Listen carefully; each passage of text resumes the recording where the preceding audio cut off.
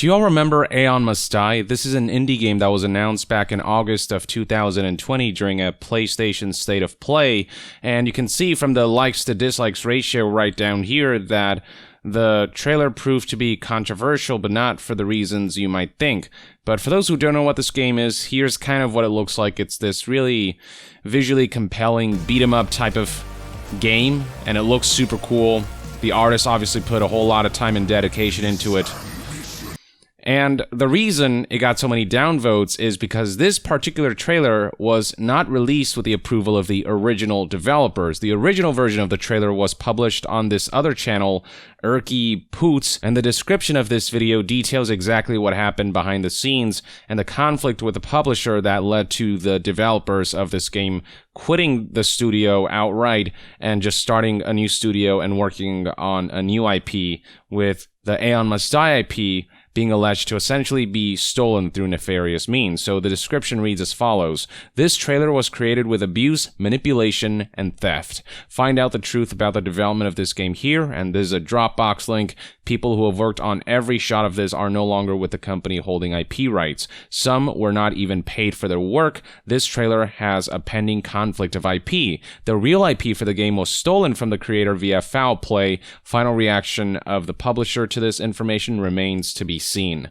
And actually, if you watch this trailer and compare it to the one shown in State of Play, you will notice that there are some slight differences, with Focus Home Interactive and Limestone, the development studio that no longer houses the original developers who made this game, essentially changing some little things here and there, but keeping what the developers who felt they were exploited and taken advantage of worked on. And going to the Dropbox link, you can actually see all of these folders that are essentially receipts for all of their claims, proof that what they're saying has merit.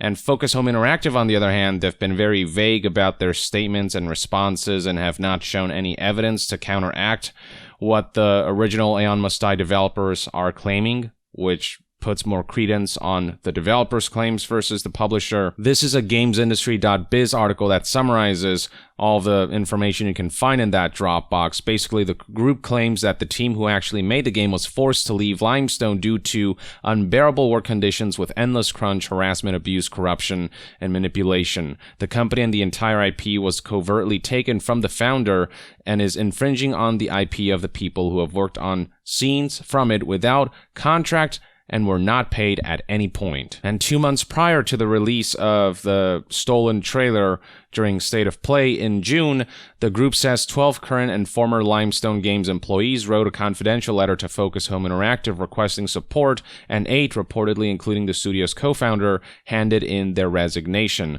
They also accused Limestone CEO Yaroslav Lysenko of sending threatening letters and unlawfully firing everyone before the agreed resignation date. And the man who helped found the Limestone Games studio back in 2016, Alexei Neoroshkin, he said in the Dropbox documents that he had to put up an apartment he owned as collateral in order for the deal to proceed. Around this time, he says Lysenko deceived him into signing away his rights, ownership, and representation on Limestone Games' board of directors. Lysenko being Yaroslav Lysenko, a chief executive at Limestone who oversaw operations that failed to pay artists or properly staff the Aeon Must Die project. And when the developers tried to contact Focus Home, the publisher, about this, communication was basically non-existent. They offered little to no aid, and some of those communications where the developers were warning and pleading with the publisher were transmitted back to Lysenko in sort of a whistleblowing manner, I suppose. And as this controversy kicked up, Focus Home Interactive responded on Twitter with this statement that basically says, "We take such allegations very seriously. We're gonna look into it. Rest assured, there will be an investigation." And around the same time, it was being brought up how Focus Home Interactive has a history of screwing over indie developers, with this Twitter user bringing up what happened to Frogwares and how Focus Home Interactive completely screwed this developer. Frogwares being the developer behind games like Sherlock Holmes and The Sinking City, among others. Now, as far as Aeon Must Die goes, it's been relatively radio silent on that front until August of 2021, just a couple months ago, when Focus Home Interactive released an Aeon Must Die reveal trailer, which essentially seems to be a re-upload of the State of Play trailer here that got mass disliked as a result of the nefarious circumstances. And you can see that this trailer was also not well received. Despite having almost 800,000 views, the number of likes and dislikes is very low, and the ratio itself is not very good at all either. And the original developers of Aeon Must Die were not happy about this because IP disputes surrounding this project had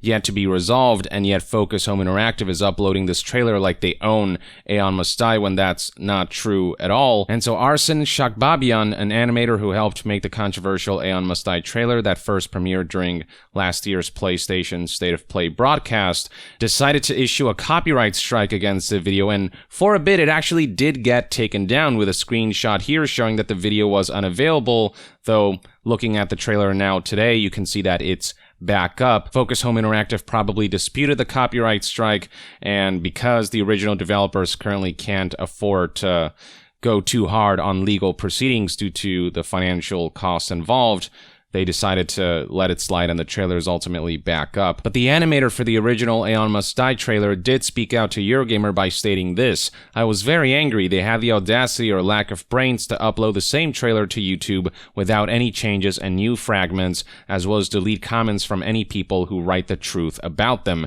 including myself. I wrote a comment under the video like, 'Wow, cool that you're posting a trailer that I worked on without pay.' And you know what? They deleted the comment after 10 seconds. And this was repeated many times. I wrote more on purpose. And not only my comments were deleted.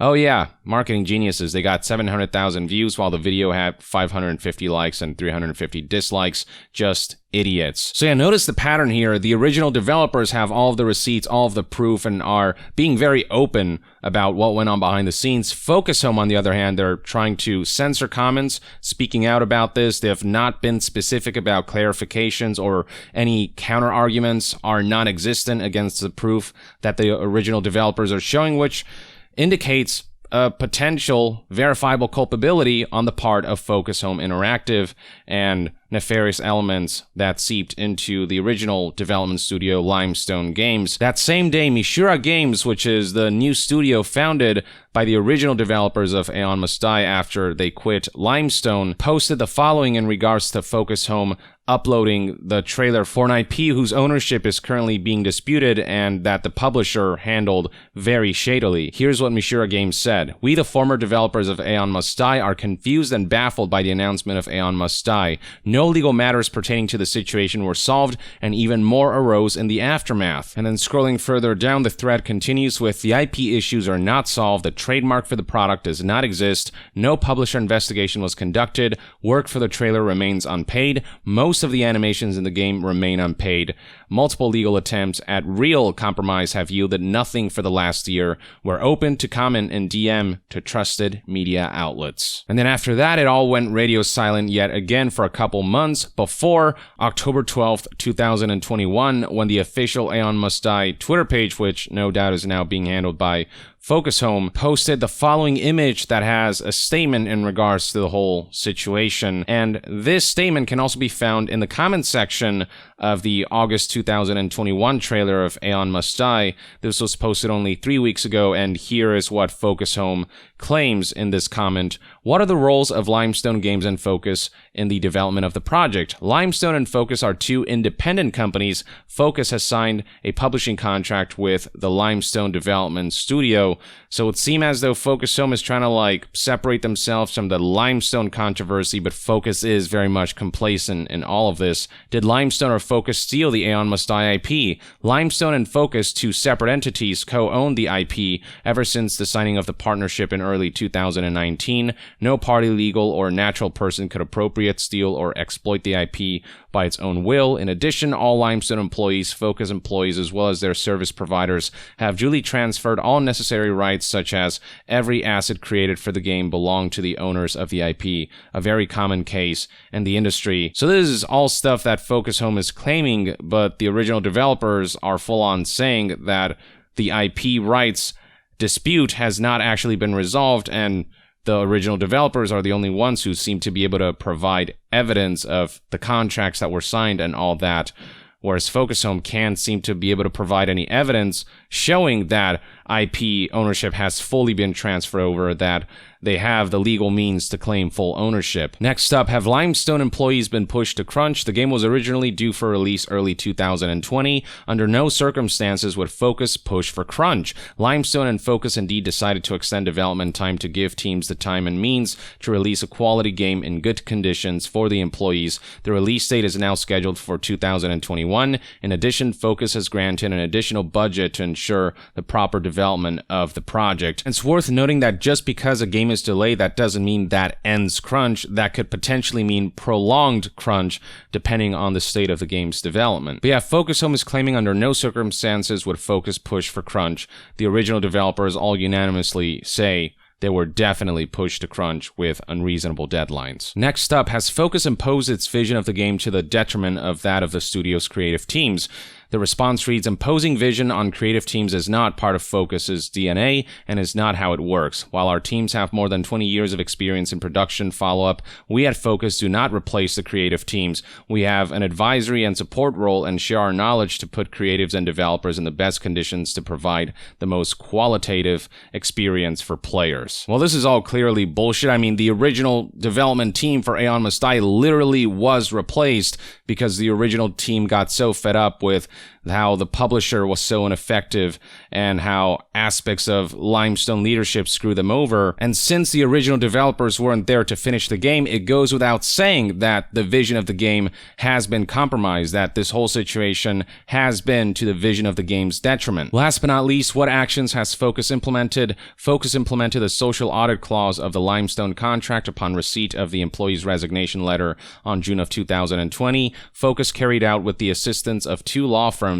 one international and one Estonian, both independent, a social and legal audit which did not confirm any of the accusations leveled against the management of Limestone. In addition, the Estonian branch of the International Association of Video Game Developers conducted an independent investigation on the basis of all available information, which also did not confirm the charges against management of Limestone and calls into question their basis. Now, funny thing about that, when reached out by news outlets for comment, the IGDA actually officially denounced claims that the investigation Focus Entertainment claims actually happened. In a statement issued to Fanbyte, Gittins denounced Focus's use of its investigation as a conclusive source on what happened between Limestone Games and its past employees. The IGDA Estonia investigation was halted and a conclusion was never reached, Gittins said. The IGDA does not endorse any such claims of a conclusion. It's worth noting that after this October 12th statement where Focus Home spouted what many perceive to be utter complete bullshit, Aeon Must Die did launch just 2 days later on October 14th, 2021.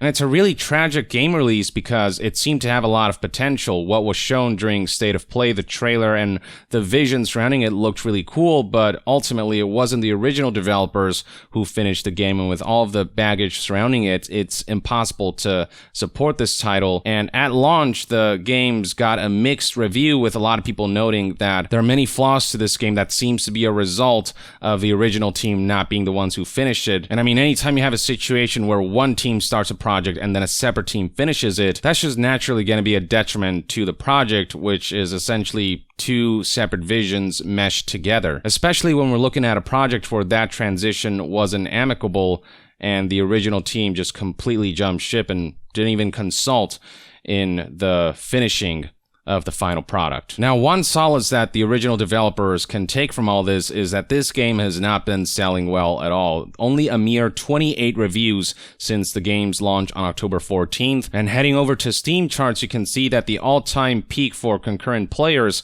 for Aeon Must Die was a mere 15 players, and beyond that, media coverage for this game has been almost non-existent. Going to Metacritic, you can see that following its October 14th, 2021 release, only 2 media outlets that are not well known at all output a review for this game on PlayStation 4. There's like one for PC and one review for Nintendo Switch, but other than that, nobody's covering this game, understanding the shadiness surrounding how the publisher handled this title and the way the original developers were screwed over, there seems to be a solidarity in not giving this game much media attention, and it certainly worked given the minuscule number of players who have bought and played this game. So at the very least, Focus Home Interactive doesn't have much to show for all of the Aeon Must Die shenanigans for their stealing of this IP. At the very least, this endeavor didn't prove to be financially successful for the scummy publisher. Now, a day before the game's launch on October 13th, 2021, Mishura Games, the new company started by the original developers, released this public statement about Aeon Must Die, clarifying where things are at now, where things stand currently, and this is important context to know about before anyone considers purchasing this game, which I hope nobody is. You should not be buying Aeon Must Die because you are supporting a game that straight up was stolen from its original creators and the original founders of Limestone. So the public statement begins by noting some important facts. Number one, our new company, Mishura Games, has no affiliation with either Focus Home or Limestone. It goes without saying that the original developers want to be as far removed from either Focus or Limestone as possible, given that awful history. Number two, members of our team have not signed any contracts or NDA with Focus Entertainment. Our contracts and non-compete, non-solicitation agreements with Limestone Games ended in 2020. So by speaking out about all this, they're not in legal violation of anything. They're not breaking any contracts. Number three, our new project, Immortal and the Death That Follows, is not a continuation, expansion, or in any way connected to Aeon Must Die. The obvious similarities in feel and atmosphere are entirely because the same creative team worked on both games almost exclusively. The gameplay, story, assets, code, and everything else imaginable is created from scratch and is our own. And for those who are wondering what Immortal and the Death That Follows is, here's a trailer, and I'm going to actually show it fully to you guys just to support the developers and just in case you might be curious about what this development studio is up to. It looks pretty cool, very similar to what we saw with Aeon Must Die in terms of style, but it is a brand new game that obviously resembles the one that came before because it's the same development team. This is a roguelike, side-scrolling beat-em-up, apparently. And this looks really cool.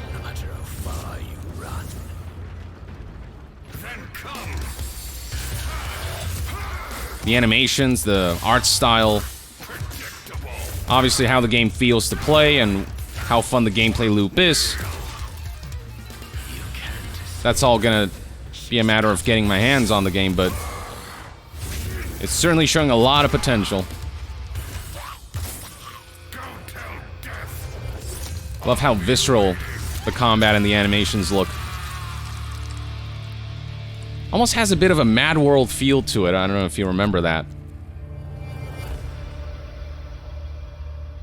But here it is, Immortal, and the Death That Follows. Hopefully this is a game that won't face publisher issues and won't suffer the same fate as Aeon Must Die, with a publisher intending to steal yet another IP from these developers. Though from the looks of it, the publisher of this game is Mishura Games, so they're both the developer and the publisher. They're not trusting a publisher with this one, it would seem, based on the Steam listing here. And, I mean, how can you blame them? But going back to the statement here from Mishura Games, here are additional details in regards to where things stand now. IP of Aeon Must Die regarding people with contracts. Limestone Games and Focus Entertainment do own some of the IP to Aeon Must Die, but to actually publish and distribute the game, they must have all of the IP rights and authorizations in place. This is not the case. According to relevant laws, the IP of a creative product is transferred to the new owner based on a mutual contract, which would include payments for rights and or services. For example, Alexei Neoroshkin, who created most, at least 70% of all 3D animations in the game, does not have an animation contract. The only contract that Alexei had with Limestone Games is one that he signed with himself, being the CEO at the time, for the role of creative director, and his tasks are overseeing the work of the art team and some other tasks. Nowhere is it stated that Alexei provides or sells animation or other assets to the company. The animations created for the project were done outside of work hours under the promise of complete remuneration and in a fair amount based on local standards. We also possess an audio file where the management and the investor confirm this fact, and it is decided that Alexei must receive an additional full salary for every month of work on the project in order to fully sell his animations. Once again, the original developers are the ones who have the receipts, the ones who have evidence and proof to show that everything they're saying is true. Focus Home continues with their vague statements that don't really clarify their side of things. This portion of the statement concludes with also Alexei has never signed any documents where he gives away his full rights to the IP and the chain of IP, as this project was designed and written well before Limestone Games was established. So this is something that these developers have been passionate about for a while before the company was even established. So imagine just having that taken away from them because of awful publisher practices. We encourage Limestone Games to release the animation contract that Alexei allegedly has and when and how he was paid for these animations. Basically, show us the proof that such a contract exists if you in fact do own these animations, and show proof that you paid for these animations, which also tends to be part of these contracts. If you don't pay for the work that someone's supposed to give you, then you just don't own that work. But not even the contract apparently was established to transfer rights for the animations. The next portion discusses more of Arsene Shakbabian's animations and the YouTube copyright strike situation that I previously discussed. The Aeon Must Die trailer published on the YouTube channel of Focus Entertainment contains a considerable amount of work by Arsene Shakbabian. Arsene does not possess a contract or payment for this work with either Limestone or Focus. According to relevant laws, the IP regarding Arsene's work for this trailer still fully belongs to Arsene, as no contract was fulfilled or even come up with. After 3 weeks of the video being taken down, YouTube's algorithms unblocked the video under the idea that they need an initiated court case of Arsene versus Focus Entertainment. That's why the video got back up and the copyright strike didn't hold. Focus has not given any evidence of Arsene having a contract or being paid for his work. Arsene, as a private person, does not have the resources to sue a big corporation like Focus Entertainment. Also, according to law, a court case is not needed for his rights to be legitimate. And that's what sucks about this. Even if Mishura has a strong case, they're not pursuing this legally super hardcore because of their financial limitations and are biding their time, whereas Focus Entertainment, given the amount of money that they generate as a relatively significant game publisher, they can weather this storm out. The statement continues, also according to law, a court case is not needed for his rights to be legitimate. Even though so far we have only communicated with YouTube AI and not real people, we will do everything we can together with our attorney to pursue this and find a person from YouTube to bring this information to. To solidify our statements on the YouTube and the trailer IP situation, we're providing our answer to YouTube, and embedded below are screenshots showing various messages sent to YouTube that fully detail the situation and why the copyright strike should be upheld, and how they have evidence to show that Focus does not in fact fully own this IP, that there is still a dispute. And once again, we got a challenge to Focus Entertainment from Mishura. We encourage Focus Entertainment and Limestone Games to publish a signed contract by Arsene or a paycheck invoice to prove that he was paid for his work, and thus prove that the IP for the Aeon Must Die trailer fully belongs to them.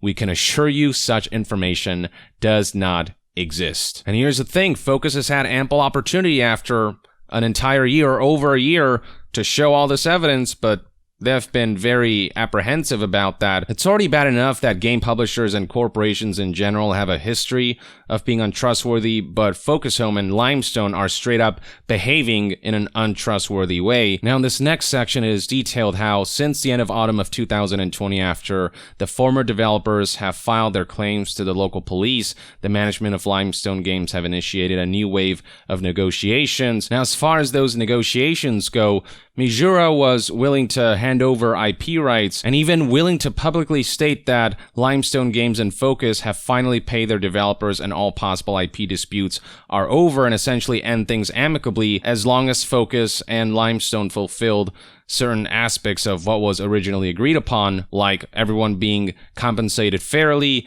the release of collateral of Alexei Nehoroshkin, which I talked about not too far back, and that any kind of silencing agreements are off the table, so NDAs or any contract that in any way, shape, or form suggests that the original developers aren't allowed to talk about their experiences at Focus Home Interactive. But unfortunately, these were all terms that Limestone Games rejected. As Mishura put it, but Limestone Games refuses to pay the entirety of the overtime and their debts to the developers, but offers a significantly smaller sum to ensure silence about what happened during and before last year. So Limestone's counterproposal is literally, how about we don't pay developers for their work and we only pay you a smaller sum of money, so you shut up about everything and bury this entire issue under the rug. And it's not even just silence. The counterproposal would force former employees to come out with a statement that their claims were not true and cannot mention Limestone Games, Focus Entertainment, or their product without written consent from those parties ever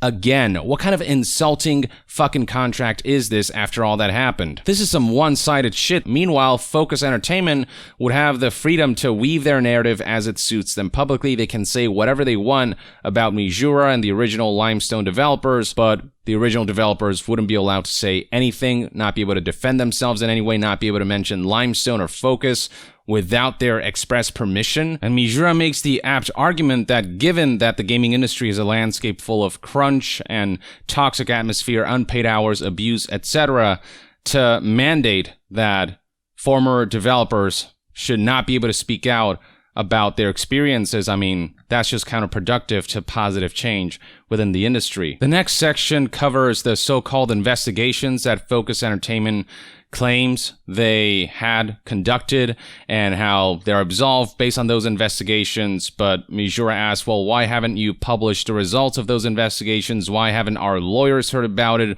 Why hasn't anyone heard about it outside the vague claims you're making?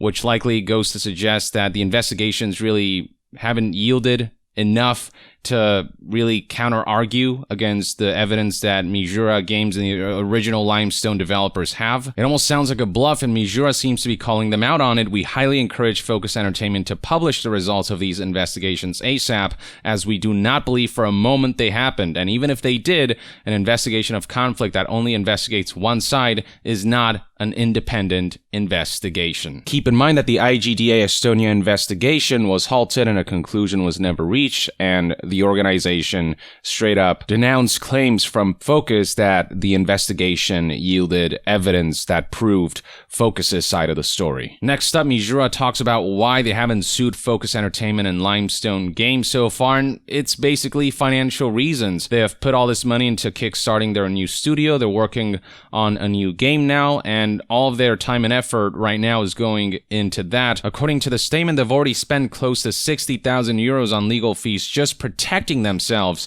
from their previous employers, which is a significant sum of money for them that was gathered with either help of friends and family or personal debt. This is why I'm making this video. This is why I'm encouraging you to support these developers when Immortal comes out. Our main goal right now is to maintain our newly established studio, have comfortable conditions for the team members, and work on things we love. So all the money that we do somehow find is going towards those goals as a priority.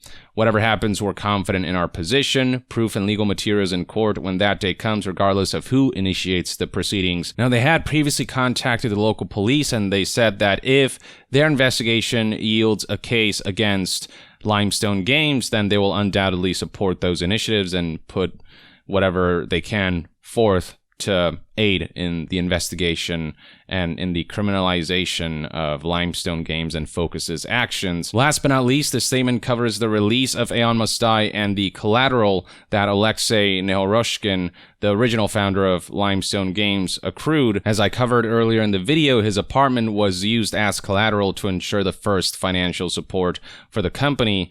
And basically, the statement here says, the game is now out. Our documentation shows that after the release of Aeon Must Die, the collateral must be released, so they're confident that in the coming days and weeks, the apartment belonging to the original founder will be released. Mishura doesn't mince words here. We highly encourage Limestone Games to complete their legal responsibilities. They had refused to release the collateral before the game's launch, but now contractually, it is stipulated that they must do so now that the game's out. And then to close things off, Mishura talks about how the final game doesn't fully adhere to their original vision. While they aren't fully aware of the current state of Aeon Must Die, they don't know how and what has changed or what was kept.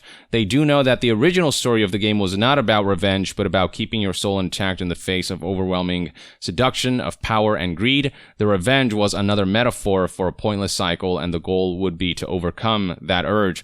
Apparently, that wasn't fully represented in this final game, whose final stage of development was conducted by an entirely different team that obviously didn't fully understand the vision of the game, as they're not the original developers. And in the last few sentences, they basically tout how they want to retain their souls, they don't want to sell themselves out, they want to continue speaking out, fighting for justice, and just fighting for a better games industry, as this whole situation with Limestone Games and Focus Home Interactive and Focus Entertainment has proven to be quite revealing about the state of the industry and how easily indie developers are exploited. Now, after Mishura released their statement, Kotaku reached out to Focus Entertainment and Limestone Games to see if they had any kind of response, and they provided the following statement to Kotaku. Focus Home Interactive and Limestone Games are the only intellectual property rights holders of Aeon Must Die. All employees who worked for Limestone Games signed an employment contract providing a formal assignment of intellectual property rights for their work on the project. Alexei Nehorushkin is no exception. He was hired as a creative director of Limestone Games under an employment contract duly signed, including a formal assignment of intellectual property rights. Focus has no intention to release publicly to the mass audience any extract of this agreement or any other agreement, since such contracts are confidential information and we're respectful to our contractual undertakings. You could just release portions and bits of the contract to corroborate your side of the story, but the fact that you're so hesitant to do that despite the amount of backlash you're receiving and all the accusations against you, just makes you that much less trustworthy. It just sounds like you're trying to hide something, whereas the original developers have been nothing but open about the information and evidence they have to offer to corroborate their accusations and claims. So Focus, this is not helping your narrative at all. Focus Entertainment's statement continues. Also, we draw your attention to the fact that Alexei Nehorushkin was a shareholder and an executive of the company at the time of the alleged wrongdoing he is so vocal about, and therefore accountable as such. Moreover, he's still a shareholder of Limestone Games up to this very day. We're nothing but sorry for those former employees who seem convinced about their accusations. However, all claims remain unsubstantiated despite investigations led by 2 law firms and 1 Estonian authority, and Focus has no role in a dispute between ex-employees and their former employer. Again, this is Focus trying to separate themselves from Limestone and trying to absolve themselves of any legal accountability in the role or complacency that they played. Now, Nehorushkin did respond to Focus's latest statement and told Kotaku that yes, he's a shareholder, but noted that he's never tried to deny that fact and that he proposed to sell those shares, but was offered around 10% of a fair price. Undercutting developers seems to be a proclivity for Limestone and Focus. He also pointed out that as a co-founder of Limestone, he was never hired, saying that Oleg Tsurikov, the chief technology officer, was the first to join. In Mishura's public legal statement, Nehorushkin maintains that he did not sign a contract giving up IP rights. Further, he told Kotaku that Focus has yet to share with them the results of the investigations, which is why there's skepticism as to whether these investigations took place at all, and if they did, if it actually yielded information that was favorable to Focus. And that, ladies and gentlemen, is kind of where we're at. So far, Focus Home Interactive, Focus Entertainment, as well as Limestone Games have given me zero reasons to trust them over the original developers, who have been much more upfront. And with other indie developers like Frogwares having shared their awful experience with working with Focus, it just does not paint a positive picture for them. Obviously, we have to deliberate once investigations are actually concluded and once all of the information is made known, but my current preemptive speculation is that all signs indicate that the original Aeon Must Die developers were very much screwed over. Now they're trying to rebuild, and Focus and Limestone continue to be a pain in the ass, which is why I'm glad ultimately that Aeon Must Die has failed. unfortunately at the expense of the original developers, but at least they're rebuilding. I'm glad that the Focus-published Aeon Must Die has failed to the degree that it has. The reception has been not so great. The number of reviews indicate that there are not many players playing. The concurrent player stats indicate that very few people bought and played this game, and the lack of media coverage means that this game isn't gonna gain much traction anytime soon, and I myself discourage anyone from purchasing Aeon Must Die, and instead maybe keep an eye out for Immortal and the Death That Follows, actually developed by the original developers who, you know, have suffered great financial costs because of how Focus and Limestone screwed them over. But that's just one man's take, ladies and gentlemen. Let me know in the comments below what your thoughts and opinions are on this whole Aeon Must Die situation. And to be further updated on all things gaming news, reviews, and discussions, stay tuned right here on Young Yeah. I'll see you guys next time. Young out.